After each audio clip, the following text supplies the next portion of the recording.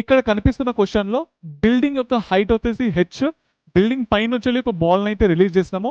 ఇది కింద పడడంలో 4 సెకండ్‌లయితే తీసుకున్నది. అయితే దీని యొక్క హైట్ కనుక్కోవాలి మనము. ఓకే. సో, ఇక్కడ ఎయిర్ రెసిస్టెన్స్ అయితే నెగ్లెక్ట్ అయితే చేయండి. జీ వాల్యూ 10 అయితే తీసుకోండి.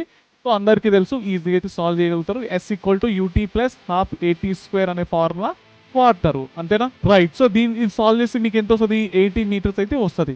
కానీ మీకు గనక ఇది ఒక్కొక్క సెకండ్‌లో ఎంత డిస్టెన్స్ ట్రావెల్ చేసిందో కనుక్కోండి నన్నన్నాను. ఓకే. ఇది ఫస్ట్ సెకండ్, ఇది సెకండ్, ఇది థర్డ్, ఇది fourth second. Okay.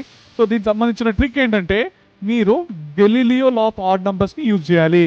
So, odd numbers కాబట్టి 1, 3, 5, 7. ఓకే. మల్టిప్లై విత్ 5 చేయండి. మీకు ఆన్సర్ వచ్చేసినట్టే. ఓకే. మల్టిప్లై విత్ 5 చేయండి. సో, 7 5 ఆర్ 35, 5 5 ఆర్ 25, 5 3 ఆర్ 15, ఇది 5. ఇవన్నిటిని యాడ్ చేస్తే మీకు 100%